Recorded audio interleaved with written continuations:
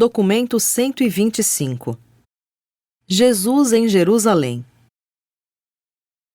Nenhum episódio em toda a movimentada carreira de Jesus na Terra foi mais atraente e mais humanamente emocionante do que essa que foi a sua primeira visita relembrável a Jerusalém. Ele estava especialmente estimulado pela experiência de comparecer sozinho às discussões no templo, e isso se destacou durante muito tempo na sua memória como o grande acontecimento da sua segunda infância e começo da juventude.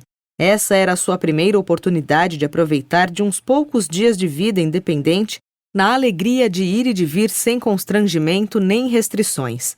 Esse breve período de vida sem imposições, durante a semana que veio depois da Páscoa, foi a primeira completamente livre de responsabilidades que ele jamais havia gozado. E muitos anos decorreriam antes que ele tivesse novamente um período livre de todo o senso de responsabilidade, ainda que por um curto tempo. As mulheres raramente iam à festa de Páscoa em Jerusalém. Não lhes era exigido que estivessem presentes.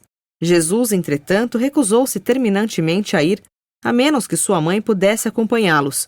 E quando sua mãe decidiu ir, muitas outras mulheres de Nazaré foram levadas a fazer a viagem, e desse modo o grupo da Páscoa de Nazaré tinha proporcionalmente ao de homens o maior número de mulheres a terem ido à Páscoa.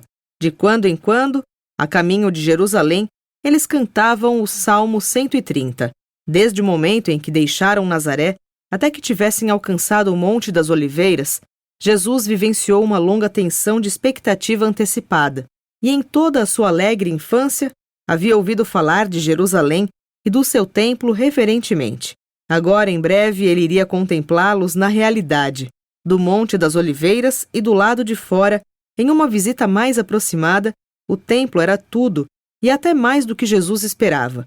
Mas tão logo ele entrou nos seus portais sagrados, a grande desilusão teve início. Em companhia dos seus pais, Jesus passou pelos recintos do templo para reunir-se ao grupo de novos filhos da lei que estava para ser consagrado como cidadãos de Israel. Ele ficou um pouco desapontado pelo comportamento geral das multidões no templo, mas o primeiro grande choque do dia veio quando sua mãe os abandonou no intuito de ir para a galeria das mulheres. Nunca havia ocorrido a Jesus que a sua mãe não iria acompanhá-lo às cerimônias de consagração, e ele estava profundamente indignado com o fato de que ela havia sido levada a sofrer essa discriminação injusta. Enquanto ele ressentia-se fortemente disso, à parte alguns poucos comentários de protesto feitos ao seu pai, ele nada disse, mas pensou e pensou profundamente, como exatamente ficou demonstrado quando fez novas perguntas aos escribas e aos professores uma semana mais tarde. Jesus participou dos rituais da consagração, mas ficara decepcionado com a natureza superficial e rotineira deles, e perdera aquele interesse pessoal que caracterizava as cerimônias da sinagoga de Nazaré. E então retornou para saudar a sua mãe e preparar-se para acompanhar o seu pai na sua primeira volta pelo templo e suas várias praças, galerias e corredores. Os recintos do templo podiam acomodar mais de 200.000 adoradores ao mesmo tempo, e a vastidão desses prédios, em comparação com qualquer outro que ele havia antes visto, impressionou muito a sua mente. No entanto, estava mais curioso para observar a significação espiritual das cerimônias e cultos do templo. Embora muitos dos rituais do templo hajam tocado o seu senso do belo e do simbólico, ele ficou decepcionado sempre com a explicação dos sentidos reais dessas cerimônias, que os seus pais ofereceram em resposta às suas muitas perguntas perspicazes. Jesus simplesmente não aceitava as explicações para a adoração e a devoção religiosa envolvendo a crença na ira de Deus ou na braveza atribuída ao Todo-Poderoso. Numa discussão posterior dessas questões, depois de concluírem a visita ao templo, quando o seu pai insistiu com suavidade para que ele declarasse aceitar as crenças ortodoxas judaicas, Jesus voltou-se subitamente para os seus pais e, olhando com apelo dentro dos olhos do seu pai, disse: "Meu pai, não pode ser verdade. O Pai nos céus não pode tratar assim os seus filhos que erram pela terra. O Pai Celeste não pode amar os seus filhos menos do que tu me amas. E eu sei bem, não importa quão pouco sábio seja o que eu possa chegar a fazer, tu não irias jamais derramar a tua ira sobre mim, nem expandir a tua raiva em mim. Se tu, meu pai terreno, possuis esses reflexos humanos do divino, quão mais pleno de bondade não deve ser o Pai Celeste e transbordante de misericórdia. Eu me recuso a acreditar que o meu Pai nos céus me ame menos do que o meu Pai na terra. Quando José e Maria ouviram essas palavras vindas do seu primogênito, eles ficaram em paz e nunca mais novamente procuraram mudar a sua opinião sobre o amor de Deus e a misericórdia do Pai nos céus. 1. Jesus visita o templo. Em todos os lugares por onde ia, pelos pátios do templo, Jesus ficava chocado e enojado com o clima de irreverência que observava. Considerava a conduta da multidão no templo como sendo inconsistente com a presença deles na casa do seu pai. E o grande choque da sua jovem vida veio quando o seu pai o acompanhou à Praça dos Gentios, onde se ouvia um jargão espalhafatoso, um vozeio alto, um praguejar e tudo isso misturado indiscriminadamente aos balidos das ovelhas e ao murmúrio ruidoso que denunciava a presença de cambistas de moedas e vendedores de animais para o sacrifício e de diversas outras mercadorias comerciais. Mas, acima de tudo, o seu senso de conveniência sentiu-se ultrajado quando viu as cortesãs frívolas circulando nesse recinto do templo, mulheres tão pintadas como as que ele havia visto recentemente quando em visita a Séforis. Essa profanação do templo levantou totalmente a sua jovem indignação e ele não hesitou em expressar tudo isso livremente a José. Jesus admirava o sentimento e o serviço do templo, mas estava chocado com a feiura espiritual que via nas faces de tantos dos adoradores irrefletidos. Eles passavam agora pela Praça dos Sacerdotes abaixo da saliência da rocha, em frente do templo, onde o altar ficava, e observavam a matança de manadas de animais e a lavagem do sangue das mãos dos sacerdotes que oficiavam a chacina na fonte de bronze, a calçada manchada de sangue, as mãos dos sacerdotes entumecidas de sangue e os grunhidos dos animais que morriam eram mais do que este jovem amante da natureza podia suportar. A visão terrível deixou o jovem de Nazaré doente. Ele agarrou o braço do seu pai e implorou que fosse levado embora dali. Eles voltaram pela Praça dos Gentios e, mesmo em meio ao riso grosseiro e aos gracejos profanos que eram ouvidos ali, tudo era um alívio para a visão que havia acabado de ter.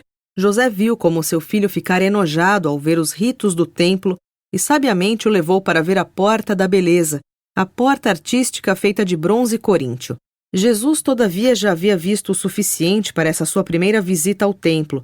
Eles voltaram para a praça superior em busca de Maria e caminharam ao ar livre, afastando-se da multidão durante 1 hora, vendo o Palácio Asmoneano, a casa governamental de Herodes e a torre dos guardas romanos. Durante essa caminhada, José explicou a Jesus que só aos habitantes de Jerusalém era permitido testemunhar os sacrifícios diários no templo e que os habitantes da Galileia vinham 3 vezes por ano para participar do culto do templo, na Páscoa, na festa de Pentecostes, 7 semanas depois da Páscoa, e na festa de Tabernáculos, em outubro. Essas festas haviam sido instauradas por Moisés, e então eles conversaram sobre essas 2 festas mais recentemente estabelecidas, a da consagração e a de Purim. Em seguida foram para os seus alojamentos e se prepararam para a celebração da Páscoa. 2. Jesus e a Páscoa.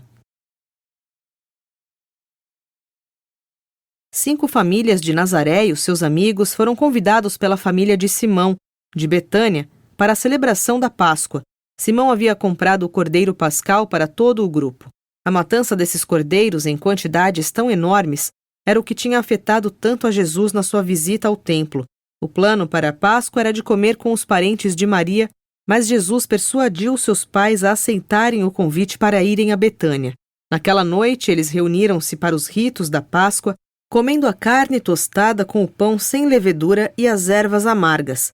A Jesus, sendo ele um novo filho da aliança, lhe foi pedido que contasse sobre a origem da Páscoa, e ele fez isso muito bem, mas deixou os próprios pais desconcertados, de uma certa maneira, ao incluir várias observações que refletiam com suavidade as impressões causadas na sua mente jovem, mas profunda, pelas coisas que ele havia visto e ouvido tão recentemente. Esse era o começo das cerimônias dos 7 dias da festa da Páscoa. Mesmo ainda tão jovem, Jesus, embora não tivesse dito nada sobre essas questões aos seus pais, havia começado a se perguntar sobre como seria celebrar a Páscoa sem a matança de cordeiros. Ele sentiu-se seguro no seu próprio pensamento de que o Pai no céu não estava contente com esse espetáculo de ofertas de sacrifícios, e com o passar dos anos, ele tornou-se cada vez mais determinado a estabelecer a celebração de uma Páscoa sem sangue, algum dia. Jesus pouco dormiu naquela noite. O seu descanso foi bastante perturbado por sonhos revoltantes de matanças e de sofrimentos. A sua mente estava perturbada e o seu coração dilacerado por causa das inconsistências e absurdos da teologia de todo o sistema judaico de cerimônias. Os seus pais, do mesmo modo, dormiram pouco. Eles ficaram bastante desconcertados com os acontecimentos do dia que terminava. Tinham os seus corações completamente perturbados pela atitude determinada e, para eles, estranha do jovem. Maria ficou nervosamente agitada durante a primeira parte da noite, mas José permaneceu calmo, embora estivesse igualmente intrigado. Ambos temiam falar francamente com o jovem sobre esses problemas, embora Jesus muito prazerosamente tivesse querido conversar com os seus pais, caso eles tivessem ousado encorajá-lo. Os serviços do dia seguinte no templo foram mais aceitáveis para Jesus e em muito colaboraram para aliviar as memórias desagradáveis do dia anterior. Na manhã seguinte, o jovem Lázaro tomou Jesus pela mão e começaram uma exploração sistemática de Jerusalém e dos seus arredores. Antes que o dia tivesse acabado, Jesus descobriu os diversos locais perto do templo nos quais havia conferencistas a ensinar e a responder perguntas, e à parte, umas poucas visitas ao Santo dos Santos, nas quais ele se perguntara com espanto o que estava realmente por trás do véu da separação. Ele passou a maior parte do seu tempo perto do templo, nessas conferências de ensino. Durante a semana de Páscoa, Jesus se manteve no seu lugar junto aos novos filhos do mandamento, e isso significava que ele devia sentar-se do lado de fora da grade que separava todas as pessoas que não eram cidadãos completos de Israel. Assim, sendo obrigado a tomar consciência da sua juventude, ele absteve-se de fazer as muitas perguntas que iam e vinham na sua mente. Ao menos ele se conteve até que as celebrações da Páscoa tivessem chegado ao fim, pois com isso também as restrições aos jovens recém-consagrados ficavam suspensas. Na quarta-feira da semana da Páscoa, foi permitido a Jesus ir para casa com Lázaro e passar a noite em Betânia. Nessa noite, Lázaro, Marta e Maria ouviram Jesus falar sobre coisas temporais e eternas, humanas e divinas. E daquela noite em diante, todos os três passaram a amá-lo como se fosse um irmão deles. No fim de semana, Jesus viu Lázaro menos, pois este não tinha o direito de ser admitido nem no círculo mais externo das discussões do templo, embora fosse a algumas palestras públicas dadas nas praças externas. Lázaro era da mesma idade que Jesus, mas em Jerusalém os jovens raramente eram admitidos à consagração dos filhos da lei antes que tivessem 13 anos completos de idade. Durante a semana da Páscoa, os pais de Jesus encontrá-lo-iam muitas vezes assentado a sós com as mãos na sua cabeça jovem, pensando profundamente. Eles nunca o haviam visto comportar-se daquela maneira e estavam sentidamente perplexos, não sabendo quão confusa estaria a mente dele, nem quais problemas havia no seu espírito por causa da experiência pela qual estava passando, e eles não sabiam o que fazer. Ficaram contentes com o final da semana da Páscoa, pois almejavam ter de volta em Nazaré, a salvo, aquele filho de atitudes tão estranhas. Dia após dia, Jesus pensava em todos os questionamentos. Ao final da semana, ele tinha feito já muitas adequações, mas quando chegou a hora de voltar para Nazaré, a sua mente jovem ainda fervilhava de perplexidades e era ainda assaltada por uma série de perguntas não respondidas e questões por resolver. Antes que tivessem deixado Jerusalém em companhia do professor de Jesus em Nazaré, José e Maria tomaram as providências definitivas para que Jesus voltasse, quando ele tivesse a idade de 15 anos, para começar o seu longo curso de estudos em uma das mais conhecidas academias dos rabinos. Jesus acompanhou seus pais e o seu professor nas visitas à escola, mas eles ficaram ansiosos ao observarem o quão indiferente lhe parecera a tudo o que disseram e fizeram. Maria estava profundamente atormentada com as suas reações à visita a Jerusalém, e José profundamente perplexo com as observações estranhas do jovem e a sua conduta incomum. Afinal, a semana de Páscoa tinha sido um grande acontecimento na vida de Jesus. Ele desfrutara da oportunidade de encontrar um grande número de rapazes da sua própria idade companheiros candidatos à consagração, e utilizara desses contatos como meio de aprender sobre o modo de vida do povo na Mesopotâmia, Turquestão e Pérsia, tanto quanto nas províncias do extremo oriente de Roma. Ele estava já bastante familiarizado com o modo com o qual os jovens do Egito e de outras regiões perto da Palestina eram criados e cresciam. Haviam milhares de meninos em Jerusalém nessa época, e o jovem de Nazaré pôde conhecer e entrevistar pessoalmente, de forma mais ou menos prolongada, mais de 150 deles. Estivera particularmente interessado naqueles que provinham dos países do extremo ocidente e do Oriente mais remoto. Como resultado desses contatos, o jovem começou a alimentar um desejo de viajar pelo mundo com o propósito de aprender como os vários grupos dos seus irmãos trabalhavam para viver. 3. A partida de José e Maria. Havia sido arranjado para que o grupo de Nazaré se reencontrasse perto do templo no primeiro dia da semana seguinte, no meio da manhã, depois que o festival da Páscoa houvesse terminado. Eles fizeram isso e iniciaram o retorno a Nazaré. Jesus tinha ido ao templo para ouvir as discussões, enquanto os seus pais esperavam pela reunião de todos os viajantes. Em breve o grupo preparou-se para partir, os homens caminhando em um grupo e as mulheres em outro, como era o costume ao viajar para os festivais de Jerusalém. Jesus havia ido para Jerusalém em companhia de sua mãe e das mulheres, e sendo agora um homem consagrado, supunha-se que fizesse o caminho de volta para Nazaré em companhia do seu pai e dos outros homens. Mas tão logo o grupo de Nazaré movimentou-se na direção de Betânia, Jesus estava tão completamente absorto na discussão sobre os anjos no templo que se esqueceu totalmente de que passara o momento da partida dos seus pais, e só percebeu que havia sido deixado para trás na hora da interrupção das conferências do templo ao meio-dia. Os viajantes de Nazaré não sentiram a falta de Jesus porque Maria supunha que ele viajava com os homens, enquanto José pensava que ele viajava com as mulheres, pois tinha vindo a Jerusalém com elas guiando o jumento de Maria, e não descobriram a sua ausência senão quando chegaram a Jericó e se preparavam para passar a noite.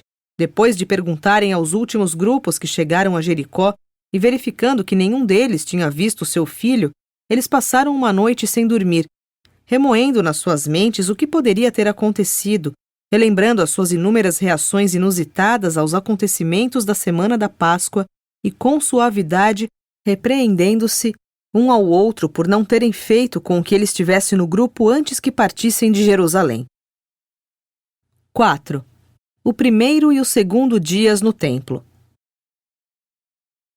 Nesse meio tempo, Jesus havia permanecido no templo durante a tarde, ouvindo as discussões e desfrutando de uma atmosfera a mais quieta e decorosa, pois as grandes multidões da semana da Páscoa tinham já praticamente desaparecido. Depois da conclusão das discussões da tarde, de nenhum das quais Jesus havia participado, ele partiu para Betânia, chegando exatamente na hora em que a família de Simão fazia-se pronta para tomar a refeição da noite. Os 3 jovens estavam cheios de alegria de poderem estar com Jesus, que permaneceu na casa de Simão naquela noite. No entanto, ele pouco conversou, passando grande parte da noite a sós, no jardim meditando. Cedo, no dia seguinte, Jesus estava de pé e a caminho do templo. Parou no topo do Monte das Oliveiras, e as lágrimas derramaram-se dos seus olhos por causa da vista que contemplava, um povo espiritualmente empobrecido, tolhido pelas tradições e vivendo sob a vigilância de legiões romanas. Bem cedo pela manhã, Jesus encontrava-se já no templo com a sua mente pronta para tomar parte nas discussões. Enquanto isso, José e Maria também estavam, já bem cedo, de pé e com a intenção de retomar o caminho até Jerusalém. Primeiro, eles se apressaram a ir até a casa dos seus parentes, onde se tinham alojado como uma família durante a semana da Páscoa. Todavia, ficou claro o fato de que ninguém havia visto Jesus. Depois de procurarem o dia inteiro sem encontrarem sequer um vestígio dele, voltaram para a casa dos seus parentes para passarem a noite. Na segunda conferência, Jesus tinha ousado fazer umas perguntas e participara, de uma maneira muito surpreendente, das discussões no templo, mas sempre de um modo consistente com a sua juventude. Algumas vezes, as suas perguntas incisivas eram um tanto embaraçosas para os doutos professores da lei judaica, mas ele evidenciava um tal espírito de honestidade cândida, combinada a uma fome evidente de conhecimento, que a maioria dos professores do templo se viu disposta a tratá-lo com toda a consideração. Quando, no entanto, ele presumiu perguntar sobre a justiça que seria condenar à morte um gentil bêbado que havia vagado pelo lado de fora da Praça dos Gentios e que inadvertidamente entrara nos recintos proibidos e reputadamente sagrados do templo, um dos mais intolerantes professores ficou impaciente com as críticas implícitas do jovem e, olhando furiosamente para ele, perguntou quantos anos tinha. Jesus respondeu: 13 anos, menos pouco mais de 4 meses. Então retomou o professor agora irado: por que estás aqui desde que não tens a idade de um filho da lei? E quando Jesus explicou que havia recebido a consagração durante a Páscoa e que era um estudante das escolas de Nazaré que tinha completado seus estudos, os professores, em um acorde único, retorquiram com ironia: deveríamos ter sabido, ele é de Nazaré. Mas o líder insistiu que Jesus não devia ser inculpado, se os dirigentes da sinagoga em Nazaré tinham-no efetivamente graduado quando ele tinha 12 anos de idade em vez de 13, e não obstante vários dos seus caluniadores haverem abandonado o local. A regra era de que o jovem devesse participar sem ser perturbado como um aluno nas discussões do templo. Quando terminou esse seu segundo dia no templo, novamente Jesus foi para Betânia passar a noite, e novamente ficou no jardim para meditar e orar. Evidentemente, a sua mente estivera preocupada na contemplação de problemas graves. 5. O terceiro dia no templo. O terceiro dia de Jesus, com os escribas e os professores no templo, testemunhou a reunião de muitos espectadores que, havendo ouvido falar desse jovem da Galileia, vieram para usufruir da experiência de presenciar o jovem confundir os homens sábios da lei. Simão também veio de Betânia para ver o que o menino faria. Durante esse dia, José e Maria continuaram a sua procura ansiosa por Jesus, indo mesmo por várias vezes até o templo, mas nunca pensando em escrutinar os vários grupos de discussões, embora houvessem tido a impressão, em determinado momento, de terem ouvido a voz fascinante dele à distância. Antes que o dia houvesse terminado, toda a atenção do principal grupo de discussão do templo estava focalizada nas perguntas feitas por Jesus. Entre as suas muitas perguntas estavam: 1. O que realmente existe no Santo dos Santos atrás do véu? 2. Por que as mães em Israel deviam ser segregadas dos adoradores masculinos do templo? 3. Se Deus é um pai que ama os seus filhos, por que toda essa matança de animais para ganhar o favor divino? Teriam os ensinamentos de Moisés sido mal interpretados? 4. Se o templo é dedicado à adoração do Pai no céu, é coerente permitir a presença daqueles que estão empenhados em meras trocas seculares e no comércio? 5. O esperado Messias será um príncipe temporal a assentar-se no trono de Davi, ou irá ele funcionar como a luz da vida para o estabelecimento de um reino espiritual? E durante todo o dia aqueles que o escutaram maravilharam-se com essas perguntas, e ninguém ficara mais atônito que Simão. Durante mais de 4 horas, esse jovem de Nazaré pressionou os instrutores judeus com perguntas que instigavam o pensamento e que sondavam os corações. Ele fazia poucos comentários sobre as respostas dos mais velhos. Passava o seu ensinamento por meio das perguntas que fazia. Com a frase hábil e sutil de uma pergunta, ao mesmo tempo desafiava o ensinamento deles e sugeria o seu próprio. Pelo seu modo de formular uma pergunta, havia uma atraente combinação de sagacidade e de humor que o tornavam querido até mesmo por aqueles que mais ou menos se ressentiam da sua juventude.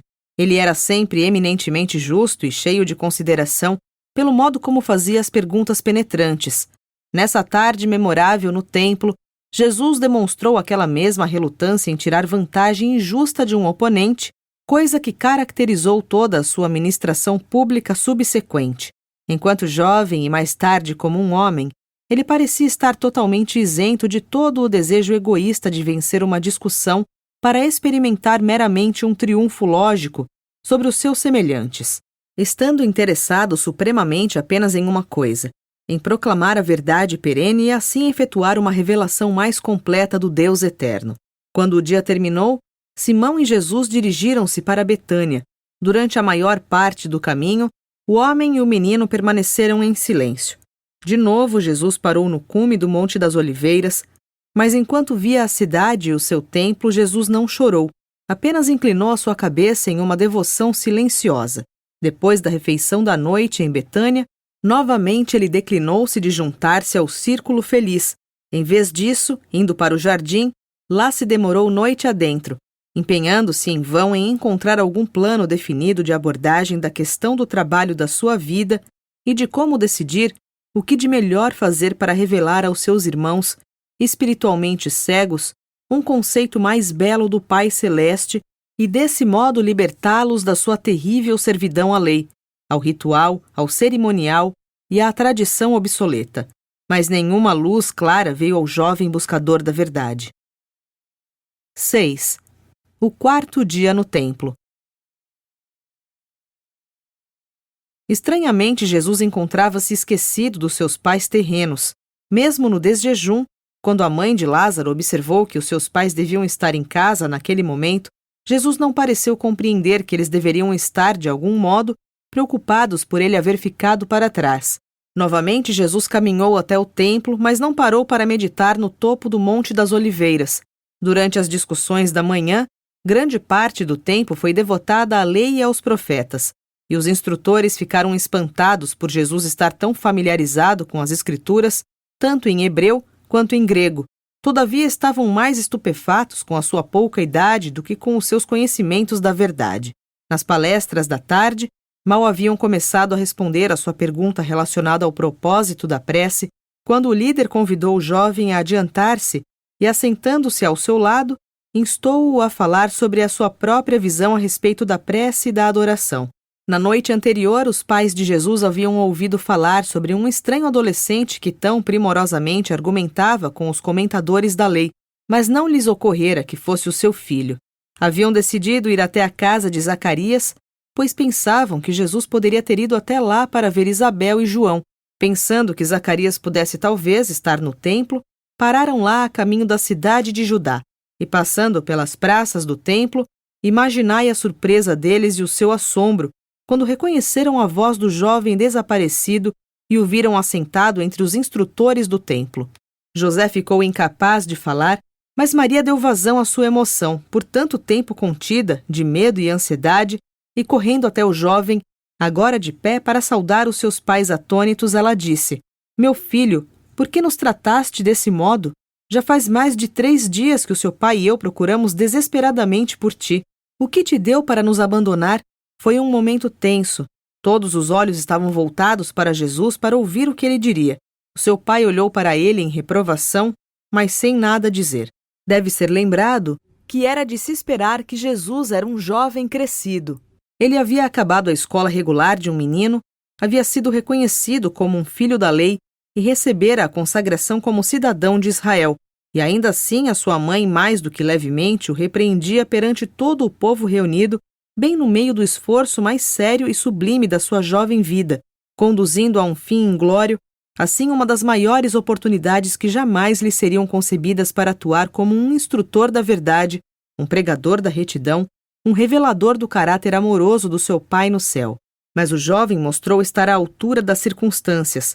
Se levardes em justa consideração todos os fatores que se combinaram para criar essa situação, estareis mais bem preparados para penetrar a sabedoria da resposta do jovem à censura sem intenção da sua mãe. Depois de pensar por um momento, Jesus respondeu à sua mãe dizendo: Por que me procuraste por tanto tempo?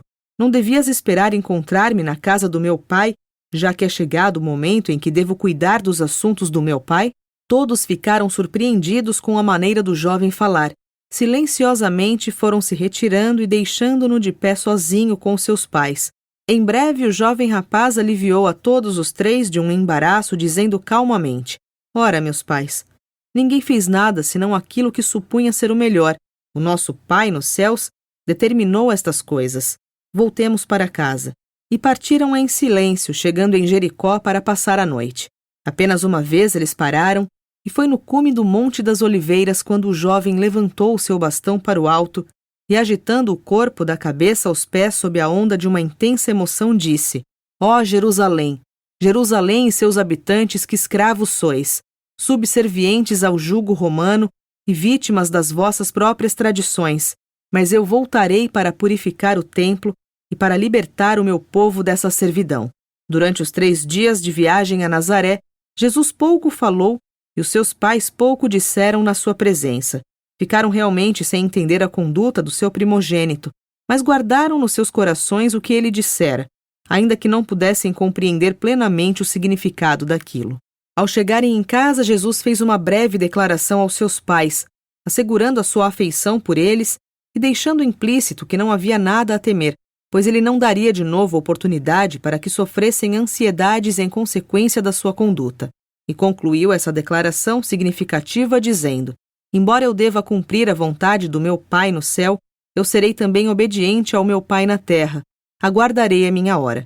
Embora na sua mente por muitas vezes Jesus chegasse a recusar a consentir nos esforços bem intencionados, mas mal orientados dos seus pais, não aceitando que eles ditassem o andamento do seu pensamento, nem que estabelecessem o plano do seu trabalho na terra, ainda assim, e de um modo totalmente consistente com a sua dedicação a fazer a vontade do seu Pai do paraíso, ele conformou-se com toda a graça aos desejos do seu pai terreno e aos costumes da sua família na carne.